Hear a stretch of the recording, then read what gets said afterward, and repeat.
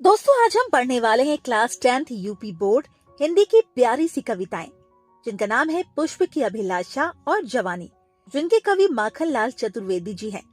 तो आइए दोस्तों, इस चैप्टर को हम डिटेल से एनिमेशन के माध्यम से समझते हैं। पहली कविता है हमारी पुष्प की अभिलाषा। इन पंक्तियों में कवि अपनी बात बहुत सीधे और दिल से कहता है। वो फूल बनकर बोलता है और कहता है उसे किसी देवता की माला में सजने का शौक नहीं है, ना ही वो किसी प्रेमी प्रेमिका की माला में पिरोकर दिखावा करना चाहता है। उसे राजा महाराजाओं के शव पर चढ़कर सम्मान पाने की भी इच्छा नहीं है और ना ही देवताओं के सिर पर चढ़कर घमंड करना चाहता है। कवि कहना चाहता है ऐसे सारे सम्मान उसे बेकार लगते हैं। फूल माली से कहता है, हे माली, मुझे तोड़कर उस रास्ते पर बिछा देना जहाँ से देश के वीर सपूत अपनी मातृभूमि के लिए जान देने जा रहे हों। अगर उन वीरों के पैरों की धूल भी मुझ पर पड़ जाए तो मैं अपने को बहुत भाग्यशाली समझूंगा, क्योंकि देश के लिए मरने वाले वीरों के चरणों में आना ही फूल के लिए सबसे बड़ा सम्मान और सच्ची श्रद्धांजलि है। अब हम बात करते हैं हमारी दूसरी कविता जवानी की। इन पंक्तियों में कवि जवानों की जवानी को पुकार कर कहता है, अरे पागल जवानी, तेरे अंदर तो जोश, ताकत और जान भरी पड़ी है। फिर कौन कहता है कि तू कमजोर हो गई है या तेरा तेज खत्म हो गया है। मैं जहाँ भी देखता हूँ हर जगह चलना फिरना ही दिखता है। समय लगातार आगे बढ़ रहा है, तारे चलते हैं, नदियाँ बहती है, पहाड़ों की बर्फ भी खिसकती रहती है और हर जीव की सांसें भी चलती रहती है। जब पूरी दुनिया चल रही है तो जवानी कैसे रुक सकती है। कवि समझाता है, अगर इस चलते समय में जवानी सुस्त हो गई और उसने जोश नहीं दिखाया तो देश बहुत पीछे चला जाएगा। बाद में अगर जागेगी भी तो वो बहुत देर से होगी, यानी 200 साल पीछे की हालत में। इसका मतलब है जवानी के आलस्य से देश की तरक्की भी बहुत पीछे रह जाएगी। फिर कवि कहता है, हे जवानों की जवानी, उठ खड़ी हो और दुर्गा जैसी बन जा। जरूरत पड़े तो बलिदान देने से भी पीछे मत हट।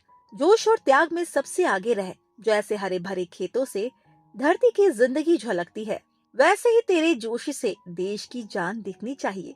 इसीलिए आलस्य छोड़, जोश से भर जा और हर तरफ बदलाव ले आ। इन पंक्तियों में चतुर्वेदी जी युवकों को जोश दिलाते हुए कहते हैं, हे नौजवानों, देश के लिए बलिदान देने की पुरानी और महान परंपरा को फिर से जगा दो। अपनी कुर्बानियों से इस धरती को हिला दो और जरूरत पड़े तो हिमालय के हर एक कण के लिए अपना अपना सिर चढ़ा दो। वे कहते हैं, हे युवाओं, तुम्हारे सपने और इरादे बहुत बड़े हैं और उन्हें पूरा करने के लिए तुम्हारे पास ताकतवर हाथ है। अगर तुम अपने हाथ अपने बड़े संकल्पों जितने ऊंचे उठा लो तो दुनिया के सबसे बड़े रुकावट भी हटा सकते हो। अंत में वे कहते हैं, हे वीरों, अपनी जवानी की असली परीक्षा बलिदान से ही होती है। जब तुम देश के लिए सिर देने को तैयार हो जाओगे तभी पता चलेगा कि तुम्हारी नसों में सच में ताकतवर खून दौड़ रहा है या बस कमजोर पानी ही बह रहा है। कवि युवाओं से कहता है, हे नौजवानों, फल से लदे हुए पेड़ों को देखो। जब उन पर फल आ जाते हैं तो वे अपने भारीपन के कारण धरती की ओर झुक जाते हैं। कली के अंदर छिपा हुआ फल ये बताता है उसके मन में बड़ा उद्देश्य है। वैसे ही तुम्हारे दिल में भी बलिदान का संकल्प पैदा होना चाहिए। ये संकल्प इतना सुंदर होता है कि कली गर्व से सिर उठाकर खड़ी रहती है, लेकिन जब फल पक जाता है तो डालियां झुक जाती है, क्योंकि अब वो फल दूसरों के काम आने वाला होता है। वो अपने लिए नहीं बल्कि औरों के लिए जीता है। कवि कहता है, हे युवाओं, पेड़ों की ये टहनियां तुम्हें इशारा कर रही है। तुम भी दूसरों के लिए मर मिटने को तैयार रहो। जैसे पेड़ अपने फल देकर बलिदान करते हैं, वैसे ही तुम भी अपना सिर देकर त्याग की इस परंपरा को अपने जीवन में अपनाओ। समय की जरूरत के अनुसार खुद को देश की तरक्की की माला में पिरोते हुए आगे बढ़ते रहो। इन पंक्तियों में कवि समझाते हुए कहता है, सिर्फ सिर होना ही काफी नहीं होता। कुत्ते के पास भी सिर होता है, लेकिन उसमें स्वाभिमान नहीं होता। वो पेट भरने के लिए लोगों की खुशामद करता रहता है, उनके पैरों तक चाटता है। इसी वजह से उसकी आवाज में कोई दम नहीं रहता। वो चाहे जितना भी भौंके, शेर उससे नहीं डरता, क्योंकि पराई रोटी खाने से उसका आत्मसम्मान खत्म हो जाता है और साहस भी चला जाता है।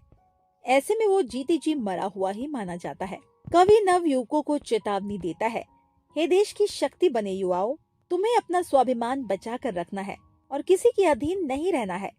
रोटी के टुकड़ों के लिए कुत्तों की तरह अपना आत्मसम्मान मत बेचो। अपनी दुर्गा जैसी ताकत को आपस के झगड़ों में बर्बाद मत करो। बल्कि देश के दुश्मनों को खत्म करने में लगाओ। ऐसी जोशीली और स्वाभिमानी जवानी को पूरी दुनिया सलाम करती है। कवि नव युवकों से कहता है, हे मेरे देश के जवानों, जिस रास्ते पर तुम चल रहे हो वो कोई आम रास्ता नहीं है।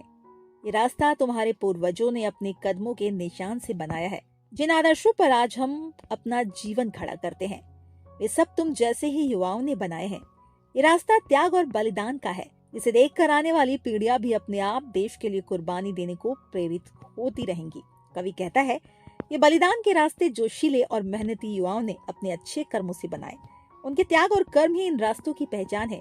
ये रास्ते आने वाले युवाओं को सही दिशा दिखाते हैं, ठीक वैसे ही जैसे तीर्थों की ओर रास्ता बताने वाले संकेत होते हैं। जहाँ जहाँ युवाओं ने देश के लिए बलिदान किया वे जगह धरती पर पवित्र तीर्थ बन गई है। चतुर्वेदी जी युवकों से कहते हैं, हे नौजवानों, समय और दुनिया का नक्शा कभी एक जैसा नहीं रहा। जब जब तुमने क्रांति की है तब तब पुरानी सीमाएं टूटी है और नई बनी है, यानी नए राष्ट्र पैदा हुए हैं। तुम्हारी क्रांति को सम्मान देने के लिए ये पूरा ब्रह्मांड रंग बिरंगे तारों से सजा हुआ दिखाई देता है। इसीलिए तुम्हारे भीतर इतना जोश और ताकत होनी चाहिए कि दुनिया का नक्शा और इतिहास दोनों बदल जाए। वे कहते हैं, हे युवकों, अपने जीवन की चमक से देश का नाम रोशन करो। जिन लोगों के दिल बर्फ जैसे ठंडे हो चुके हैं वे कभी क्रांति नहीं कर सकते। जैसे ठंडा बारूद आग नहीं पकड़ता।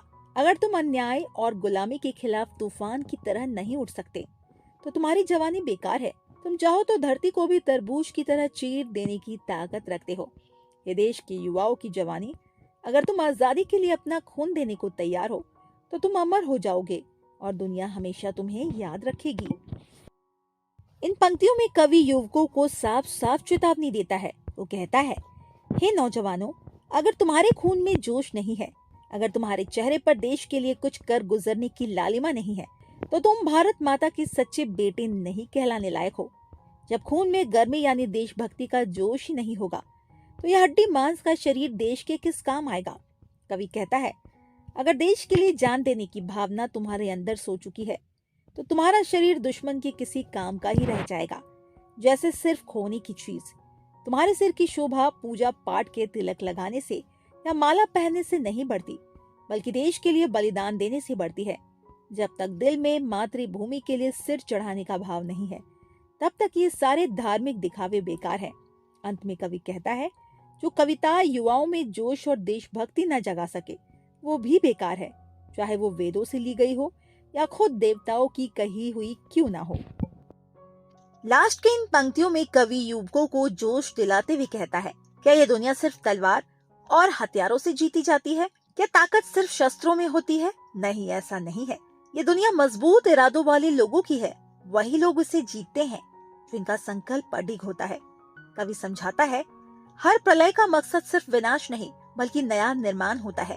उसी तरह हे युवाओं, अगर तुम पक्का फैसला करके नए समाज के निर्माण के लिए आगे बढ़ो तो तुम व्यवस्था में तूफान जैसा बड़ा बदलाव ला सकते हो। इसीलिए तुम्हें हथियारों से नहीं बल्कि मजबूत निश्चय और दृढ़ संकल्प के साथ नई क्रांति की ओर बढ़ना चाहिए। कवि समझाता है, जब इंसान के अंदर पक्का इरादा नहीं होता तो वो जल्दी गिर जाता है। जैसे हल्की सी हवा चलते ही फूल झड़ जाते हैं और उनकी सुंदरता खत्म हो जाती है, लेकिन कांटे आंधी तूफान में भी सीना तान कर खड़े रहते हैं। से कवि युवाओं को सिखाता है, मजबूत इरादों वाला इंसान कभी डगमगाता नहीं। सच्चा संकल्प ही मर मिटने की भावना पैदा करता है और ऐसे लोग अपने रास्ते से कभी नहीं हटते। कांटे अपनी कठोरता और दृढ़ता से फूलों की नाजुक सुंदरता के घमंड को तोड़ देते हैं। फिर कवि जवानी से कहता है, हे जवानी, अपनी नसों में दौड़ रहे जोश और गर्मी को बुझने मत देना। कहीं ऐसा ना हो तेरा खून ठंडा पड़कर सिर्फ पानी बन जाए, यानी तेरा उत्साह खत्म हो जाए। असली जवानी वही है जो मौत से नहीं डरती बल्कि उसे भी उत्सव की तरह स्वीकार करती है। देश के लिए बलिदान देने का दिन ही जवानी का सबसे खुशी भरा और गौरवपूर्ण दिन होता है। दोस्तों, वीडियो अच्छा लगे तो इस वीडियो को लाइक कीजिए और चैनल को सब्सक्राइब कीजिए। Thank you for watching.